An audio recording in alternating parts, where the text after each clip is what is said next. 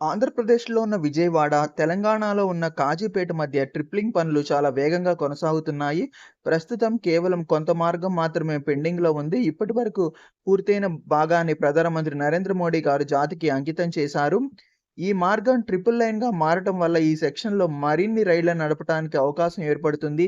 అలాగే ప్రస్తుతం నడుస్తున్న రైళ్ల వేగాన్ని కూడా పెంచే అవకాశం ఉంటుంది. ఎందుకంటే ఈ సెక్షన్‌లో గూడ్స్ రైళ్లు విపరీతంగా నడుస్తూ ఉంటాయి. దాంతో ఈ మార్గం ఎప్పుడూ రద్దీగా ఉంటుంది. ప్రస్తుతం ఈ సెక్షన్‌లో కెపాసిటీకి మించి రైళ్లు నడుస్తున్నాయి. దాంతో కొత్త రైళ్లను ప్రారంభించడానికి కూడా కష్టంగా మారింది. అయితే ట్రిపుల్ లైన్ పూర్తయి అందుబాటులోకొస్తే రద్దీ కొంతవరకు తగ్గే అవకాశం ఉంటుంది. దీనివల్ల ప్రస్తుతం నడుస్తున్న రైళ్లను వేగం పెంచడంతో పాటు భవిష్యత్తులో కొత్త రైళ్లను ప్రారంభించడానికి కూడా ఎక్కువ అవకాశాలు ఏర్పడతాయి.